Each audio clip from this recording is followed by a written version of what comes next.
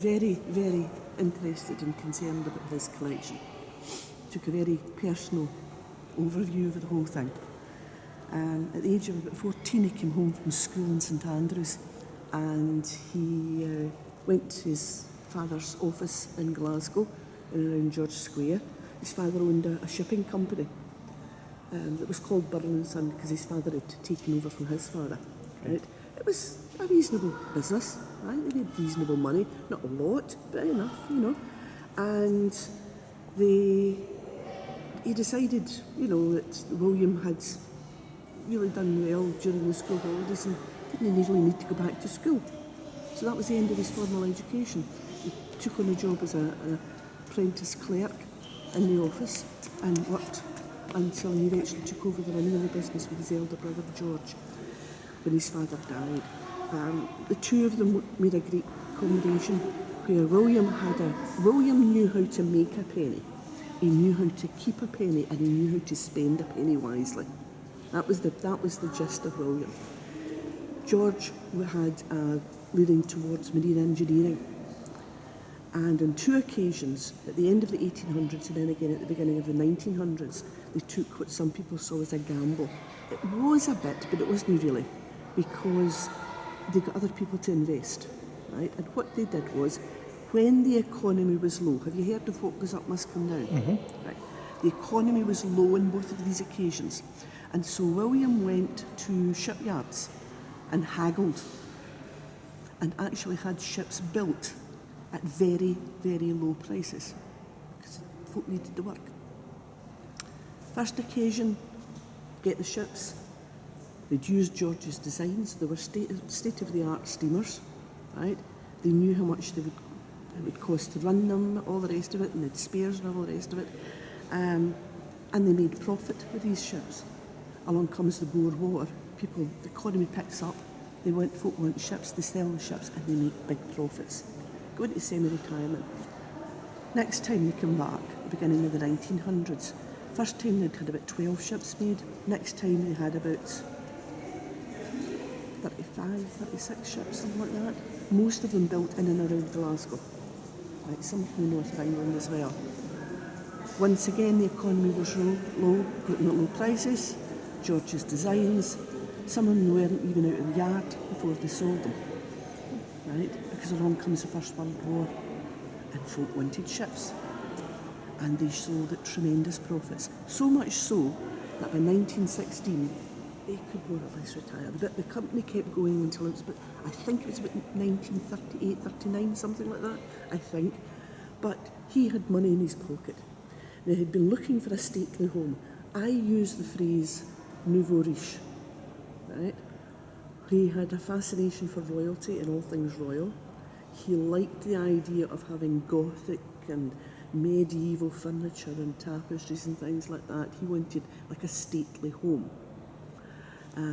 Looked around the country and eventually settled on a wee place just along from Berwick-upon-Tweed called Hutton Castle.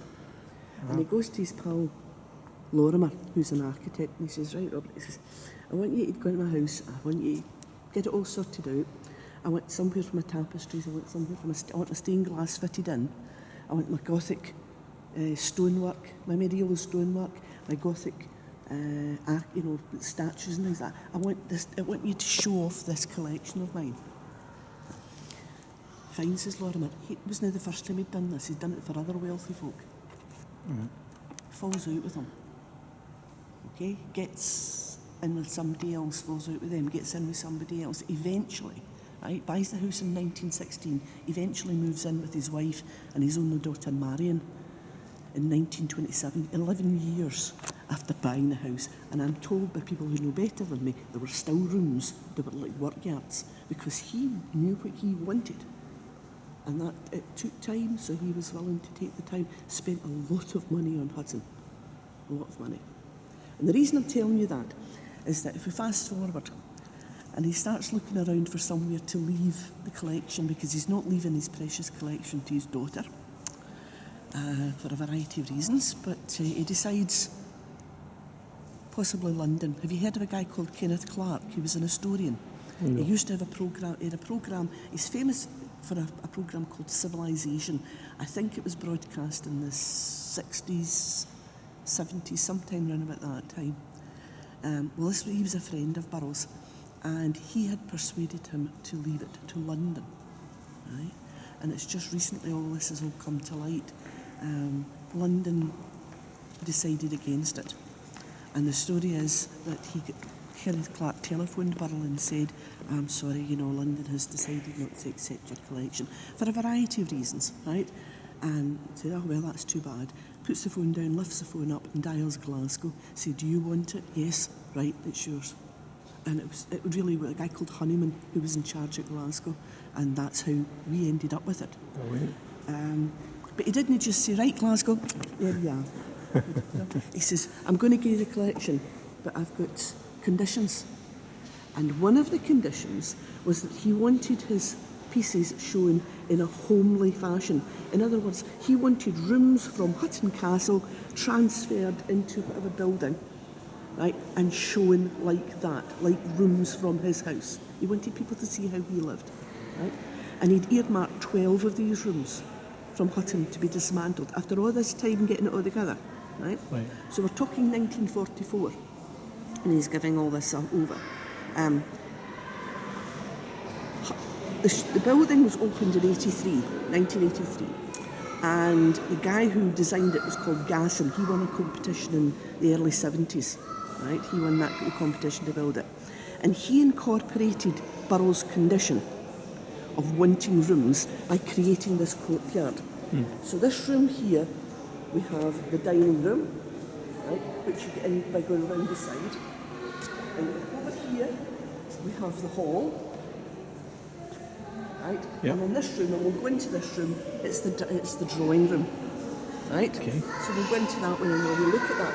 But that's basically what it was. A lot of more information on this particular bit here,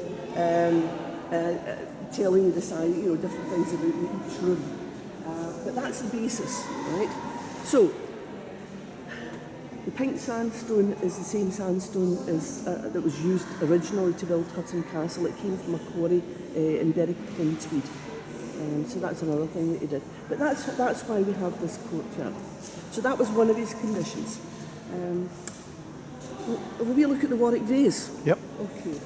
If you don't mind, I've recently come up with some more information on this, which I haven't actually learned off by heart. So if you don't mind, I'll have a wee look at That's fine. my notes here. I don't usually have notes. I'm so confused as if I've got the blinking thing with me. I've got it here somewhere.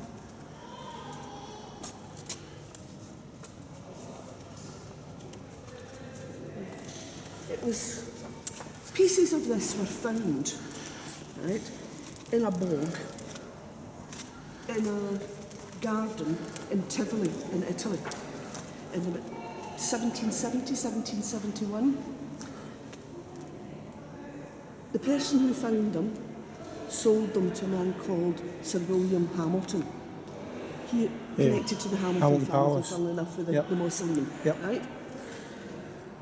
And he took the pieces, and it wasn't the first time he'd sold things. He took the pieces and he thought, I'm going to get them reconstructed into set like a vase, as it was supposed to be, right? And then I'll sell it.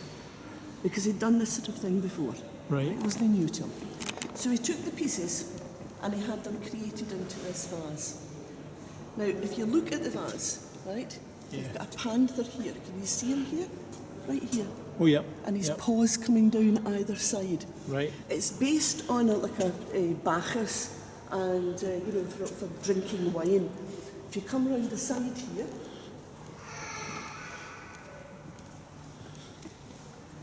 very unusually, this is one of the faces that was created, and this is thought to be Hamilton's wife that was added to the particular piece. Yeah, it looks much newer, doesn't it? Yeah, so as I say, most of it is there. Hamilton was he was the British ambassador to Napoli. But he also had a great interest in the volcanoes. Okay. So he studied Etna and he studied different volcanoes, Vesuvius and what have you, in and around Italy. But one of the things, as I said, he picked up bits and pieces and he sold them on to the British Museum. So he had this reconstructed, and he thought all he had to do was go to the British Museum and say, hey, would you like this? Right? The British Museum said, no, thank you. So he was left with a 6-ton marble vase, right, in Italy, and thinking, what am I going to do with it? Well, of course, you go to your nephew, if your nephew happens to be the Earl of Warwick, and nephew buys it and transports it back to Britain and puts it on show in his garden in Warwick Castle. It's then transferred into a greenhouse. They build a greenhouse to hold it. But it's 6 tons, so they have to have a reinforced floor, as we do. Under your feet, there's a reinforced floor to hold on to this particular bit.